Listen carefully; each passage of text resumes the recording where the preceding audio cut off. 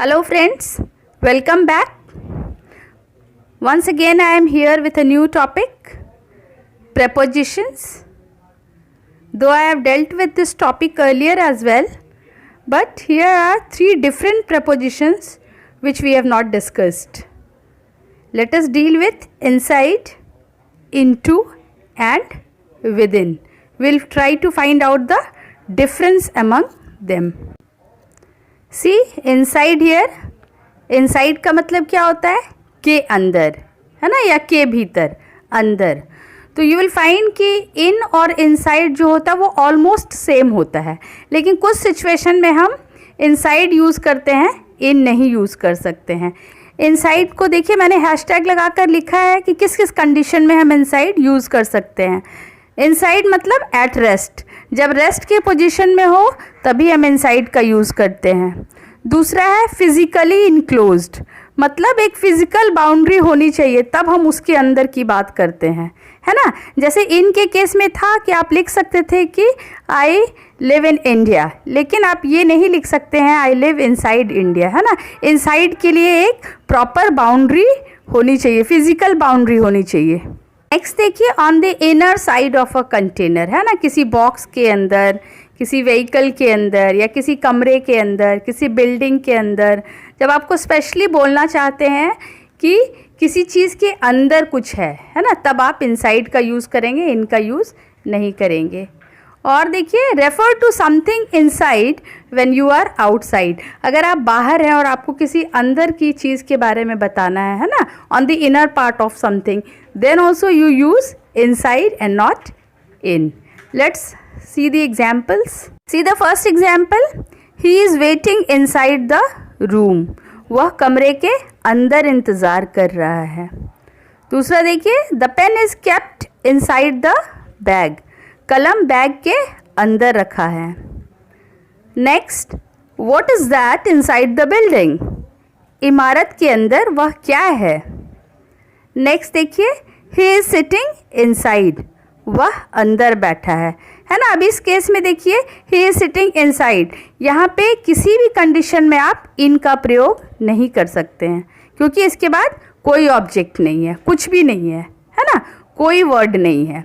इसलिए इस केसेस में हम क्या करते हैं? इनसाइड का प्रयोग करते हैं. However there are many cases where you can use both of them, means either of them, या तो इनका प्रयोग कर सकते हैं या इनसाइड का प्रयोग कर सकते हैं, लेकिन कुछ सिचुएशन ऐसी है जहां आपको सिर्फ इनसाइड का प्रयोग करना है. It all depends on the sentence.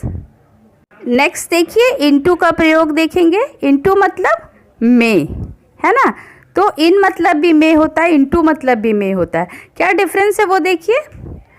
Into हम मूवमेंट के सेंस में यूज़ करते हैं, या जब मोशन होता है तब यूज़ करते हैं. ट्रांसफॉर्मेशन के सेंस में यूज़ करते हैं, मतलब किसी चीज़ का रूप परिवर्तित होता है तब हम यूज़ करते हैं. चेंज इन स्टेट, लिक्विड से सॉलिड स्टेट में, सॉलिड से लिक्विड स्टेट में या गैसियस स्टेट में चेंज होता है तब भी हम इनटू का प्रयोग करते हैं. नेक्स्ट देखिए, to a point you hit something, ये भी एक तरह से मोशन के सेंस में हुआ है ना, किसी चीज़ को आप हिट किए, क्रैश हो गया, तो उस केस में भी हम इनटू का प्रयोग करते हैं. नेक्स्ट देखिए, in the direction of something, किसी चीज़ की ओर. एग्जाम्पल्स के थ्रू हम देखेंगे. See the examples here. I went into the room, मैं कमरे में गया. ही डाइव्ड इनटू द रिवर, वह नदी में गोता लगाया. नेक्स्ट देखिए, water can be turned into ice, पानी बर्फ में बदला जा सकता है ना, ट्रांसफॉर्मेशन के सेंस में यहाँ यूज़ हुआ है.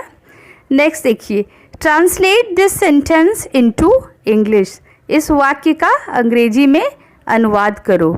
ये भी क्या है? ट्रांसफॉर्मेशन, चेंज ऑफ फॉर्म के सेंस में यूज़ हुआ है. We will see some more examples.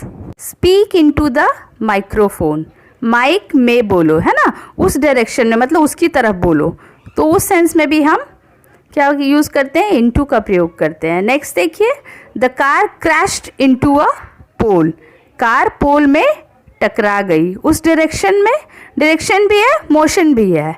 Next देखिए, make an inquiry into this case, इस केस में पूछताछ करो, है ना, उस कनेक्शन में। सो किसी पर्टिकुलर इन दिस कनेक्शन, है ना, उस कनेक्शन में भी हम यूज़ करते हैं इनटू का। Next, pour some water into the glass, गिलास में थोड़ा पानी डालो, मोशन है यहाँ भी। तो इस तरह से हम इनटू का प्रयोग करते हैं। Late us see the use of with in. With in का भी मतलब क्या होता है, के अंदर, भीतर, है ना। तो ये किस सेंस में यूज करते हैं, हद के सेंस में, है ना। Before the end of something, किसी चीज के खत्म होने से पहले। इनसाइड द लिमिट्स, है ना, किसी हद तक। ये टाइम के सेंस में, डिस्टेंस के सेंस में, प्लेस, एरिया, सभी के सेंस में यूज होता है। Let us see through examples. See the first example, finish this task within 2 days, है ना। लिमिट दिया हुआ है, टाइम लिमिट दिया हुआ है, इस काम को 2 दिनों के अंदर पूरा करो। नेक्स्ट देखिए, there is no school within 3 kilometers, 3 kilometre के अंदर कोई विद्यालय नहीं है। See the next example, the cost of onions is within my reach, प्याज का दाम मेरी पहुंच के भीतर है। नेक्स्ट देखिए, you can do any thing with in this house, मतलब ये आपकी हद है, इस घर के अंदर, है ना, घर के भीतर आप कुछ भी कर सकते हो। तो ये कुछ सर्कमस्टांसेस हैं जिसमें हम विद इन का प्रयोग करते हैं। आई होप आपका इनसाइड, इनटू और विद इन का कॉन्सेप्ट एकदम क्लियर हो गया होगा। मैंने इन के रिलेशन में भी ये तीनों को डिस्कस किया है, तो आप इजीली आइडेंटिफाई कर सकते हैं कि कहाँ हम इनसाइड प्रयोग करेंगे, कहाँ इनटू प्रयोग करेंगे और कहाँ विद इन का प्रयोग करेंगे। We will meet again with a new topic.